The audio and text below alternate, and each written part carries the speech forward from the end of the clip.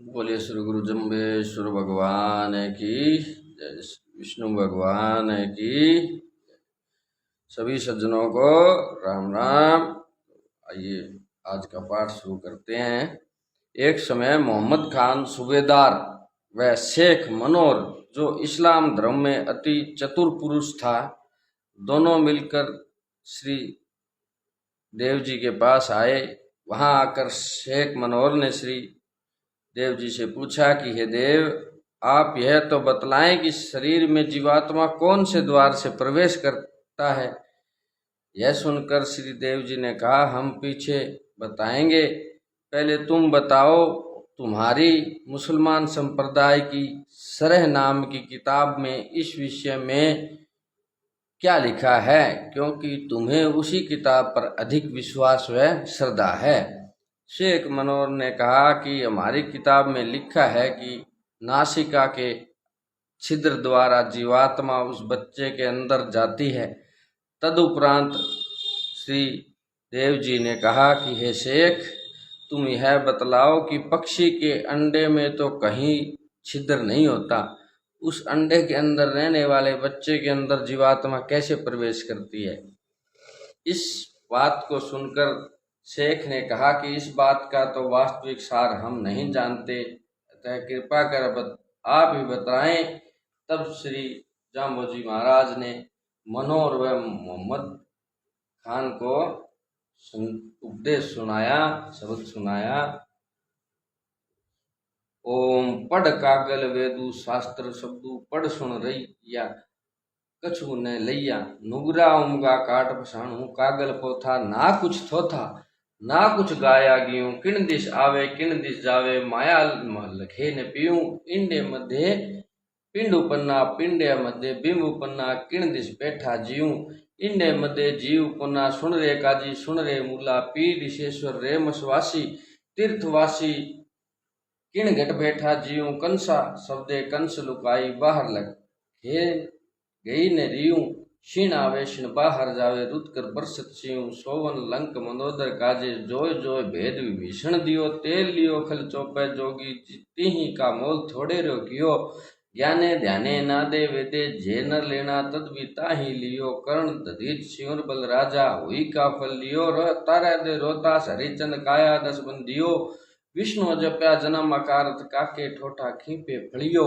Copper बिब्रज रोइयो, सेतु भातु अकारत, आके टोठा खींपे पड़ियो, काफर बिजद रहियो, सेतु भातु बहुरंग लेना सब रंग लेना रहियो, नाना रे बहुरंग ने राचे, काली ऊन कुजेऊ, पाहे लाख मजीठी राता, मूल न जिही का रहियो, कभी वह ग्रह उतरी आवे, शैतानी साथे लियो, ठोठ गुरु वृषपतली वृषली पति नारी, जद बकेत जद बीरू, अमृत का फल एक मन रही, बा मेवा मिष्ट सुभायो, अशुद्ध पुरुष बिरसली पति नारी, बिन परचे पार गिराए न जाई, देखत अंधा अंधा सुनता बैरा, तासो कछु न बसाई।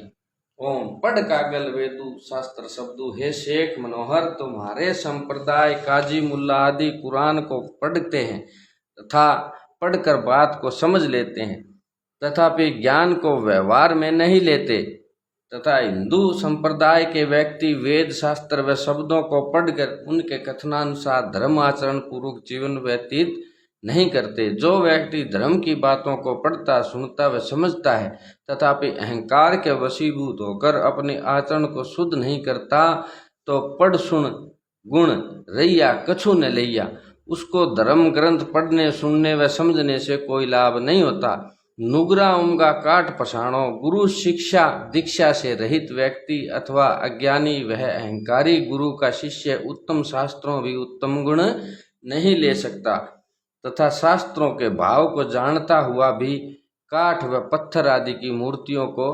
कृत्य मान लेता है, सो ठीक नहीं है, क्योंकि इनको व्यक्ति पैरों के नीचे दबाकर बनाता है, अतः इनसे मोक्ष प्राप्ति की इच्छा रखना व्यर्थ है।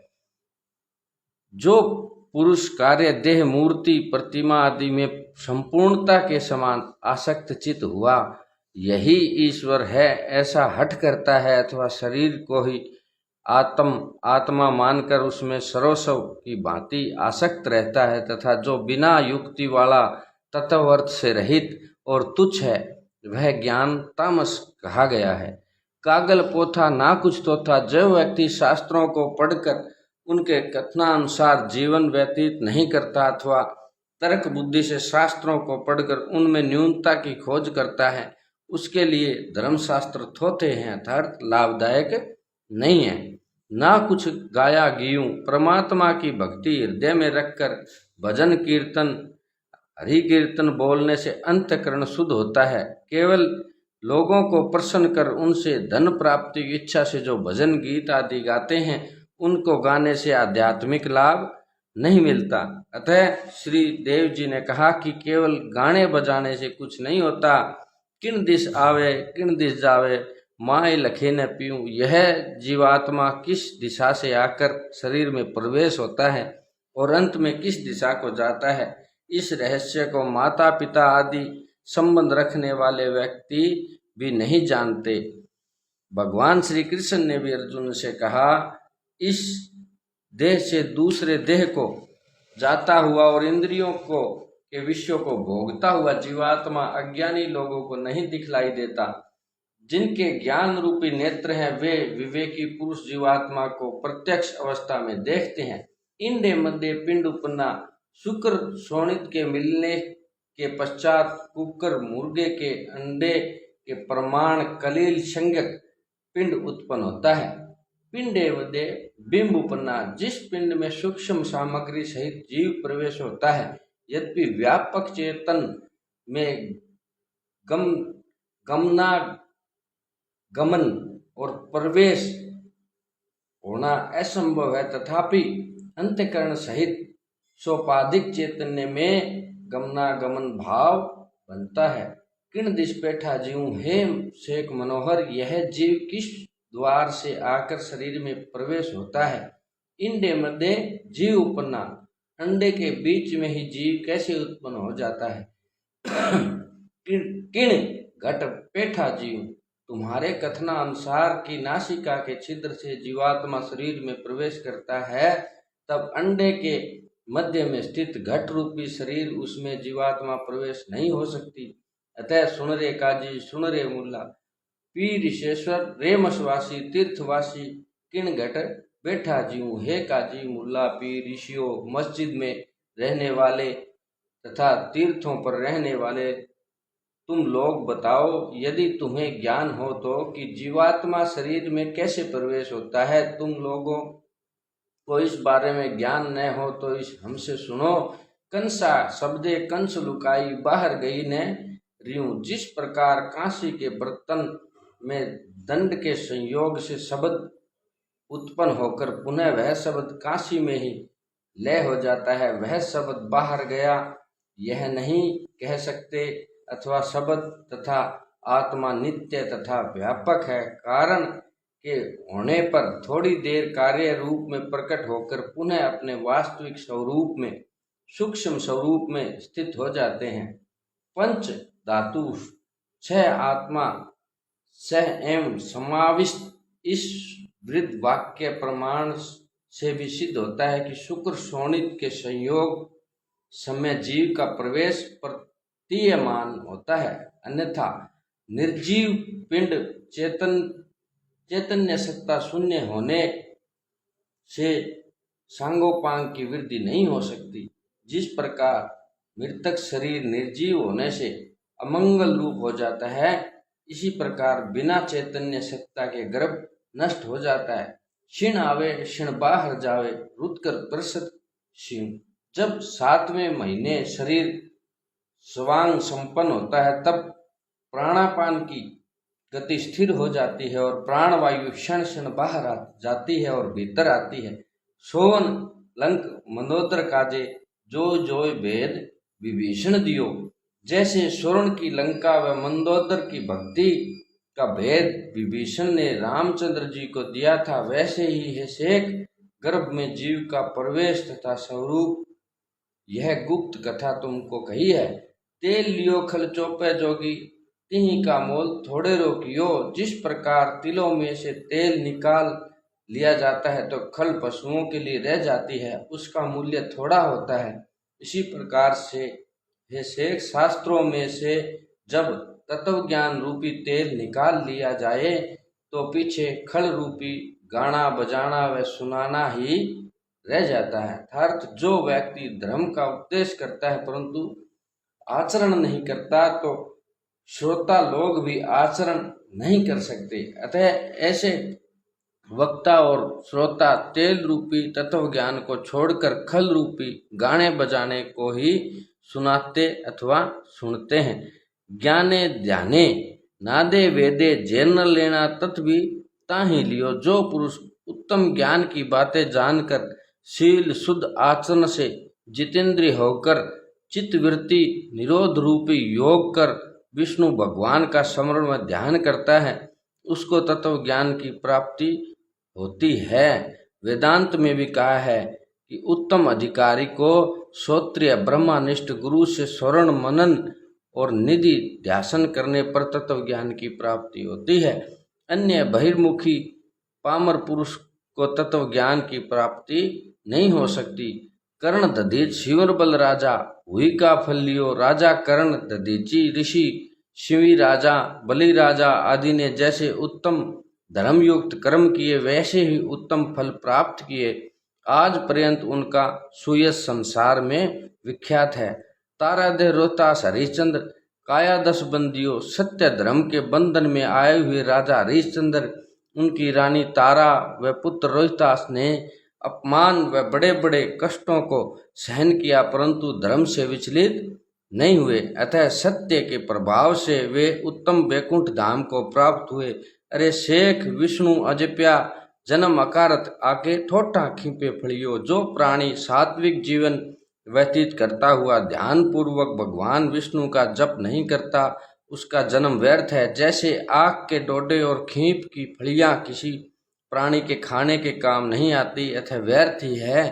काफर विपरीत रुइयो।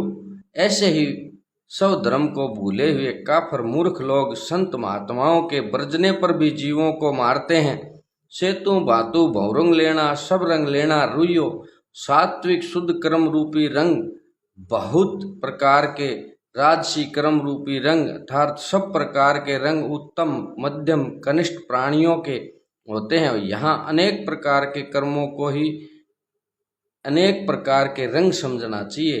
दूसरा अर्थ यह भी है कि जो मानव गौ आदि परोपकारी पशुओं का सफेद रंग के दूध से बने हुए अनेक रंग के पदार्थ जैसे दही घी छाछ आदि को जीम कर पुनः उन पशुओं को मारकर जीवात्मा को शरीर से अलग कर देता है, वह वास्तव में ईश्वर की बनाई हुई सृष्टि में कृतघ्न्य अर्थात महानीच काफर मनुष्य है। नाना रे बहुरंग ने राचे काली ऊन कुजेऊ। काली ऊन व नीच पुरुषों अशुद्ध आचरण वाले पुरुषों के ऊपर दूसरा रंग नहीं लगता। जीव हिंसा व छल कपट करने वाले व्यक्तियों के ऊपर भक्ति ज्ञान वैराग्य का रंग अथवा उत्तम मानवता का रंग कभी भी प्रयत्न करने पर भी नहीं चढ़ता। यहाँ एक बात ध्यान में रखनी चाहिए कि जो व्यक्ति दुष्ट संगत में पड़कर दुष्ट काम करने लग गया हो परंतु पुनः कुछ समय के उपरांत अच्छी संगत पाकर दुष्ट कामों से घृणा करने लग जाए तो ऐसा व्यक्ति अवश्य शुद्ध हो सकता है। पाहे लाख मजिठी राता मूल न जिहि का रुइयो।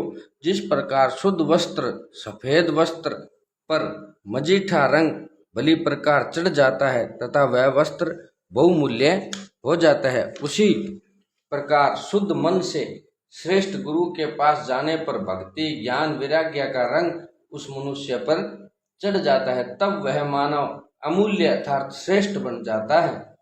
कभी वह ग्रह उतरी आवे शैतानी साथे लियो।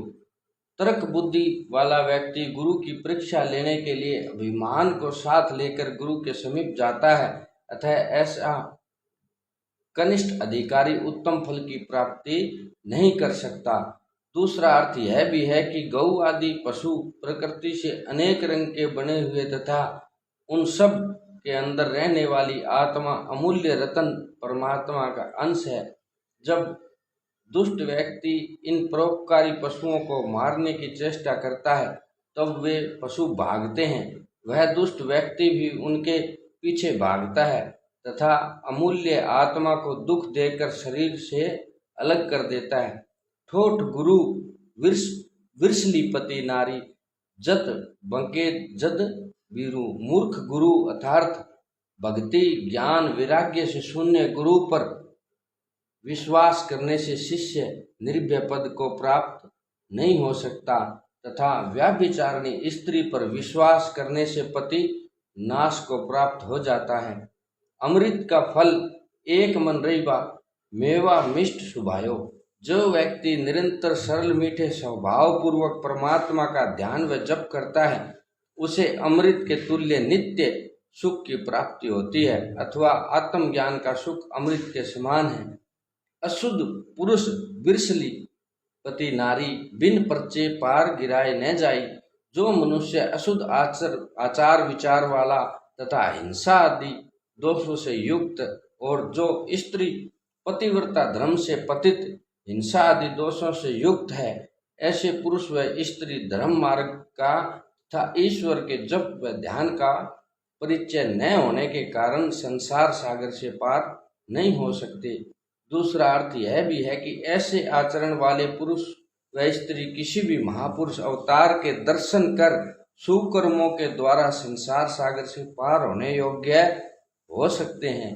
देखत अंधा सुनता बहरा तासो कछु न बसाई। अरे शेख, जो व्यक्ति कुकर्म करने वाले जनों की दूरदर्शा देखते हुए भी निषेध कार्यों को करते हैं सो मानो विवेक बुद्धि न होने के कारण देखते हुए भी अंधे हैं। इसी प्रकार जो व्यक्ति धार्मिक शास्त्रों का श्रवण कर उनके कथनानुसार अपना आचरण नहीं रखता सो सुनता हुआ भी बहरा है, क्योंकि इंद्रियों के वश में हुए ऐसे व्यक्ति अपने जीवन में कोई शुभ कर्म नहीं कर सकते। अतः मानव को शास्त्रों के अनुसार अपना आचरण बनाकर जीवन व्यतीत करने का प्रयत्न करना चाहिए। शेख मनोहर व मोहम्मद खान की बातें सुनकर भगवान से आज्ञा लेकर अपने स्थान डेरे को चल पड़े। कुछ दूर चले जाने पर विचार आया कि श्री देव जी ने आत्मा का रंग पूछना भूल गए। पुनः विचार किया कि अब तो उनसे आज्ञा लेकर चले आए, अतः लौट कर जाना शोभादायक नहीं है। यदि श्री देव स्वयं अपना सेवक भेजकर हमको फिर बुलाएं तब तो यह प्रश्न करें, अर्थात आत्मा का रंग उनसे पूछें। इस प्रकार की उनकी कल्पना जानकर भगवान ने अपने भगत को उनको बुलाने के लिए भेजा। भगवान की आज्ञा भगत के द्वारा सुनकर शेख मनोहर व मोहम्मद खान ने देव जी के समीप तुरंत आ गए और पूछा कि कहा कि जो तुम्हारे मन में शंका हो रह गई है तो पूछो। शेख मनोहर ने पूछा कि आत्मा का रंग किस प्रकार का है। तब श्री महाराज ने उनको आत्मा के रंग से रहित है पुनः उन्हें शब्द सुनाया। तो वे शब्द कल पाठ करेंगे। बोले श्री गुरु महाराज की जय।